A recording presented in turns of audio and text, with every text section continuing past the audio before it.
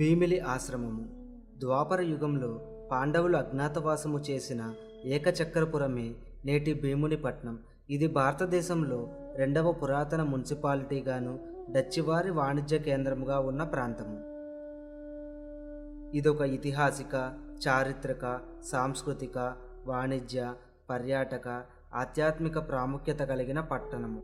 ఇక్కడ అనేక ఆధ్యాత్మిక కేంద్రములు ఉన్నవి. సముద్ర తీరాన అనేక మంది సత్పురుషులు, ఋషులు సాధన చేసిన స్థలమే నేటి ఈ పీఠం యొక్క భీమిలి ఆశ్రమ ప్రాంగణము. సుందర ప్రకృతి దృశ్యాలతో సాగర తీర వాతావరణం ఎంతో ఆహ్లాదాన్ని కలిగిస్తుంది. ఆశ్రమము వృక్షములతో, పూల మొక్కలతో, లాన్లతో శోభాయమానమై దర్శకులకు కనువిందు చేస్తుంది. ప్రతి సంవత్సరం డిసెంబర్ 25న ఉత్తరాంధ్ర సభ్యులతో ఆధ్యాత్మిక సభ నిర్వహించబడుతుంది. దూర ప్రాంతాల నుండి కూడా అనేక మంది భక్తులు ఈ సభలో భక్తి శ్రద్ధలతో పాల్గొంటారు. ప్రతి నెల మొదటి ఆదివారం సాయంకాలం 4 గంటల నుండి 6 గంటల వరకు ఆరాధనా కార్యక్రమం జరుగుతుంది.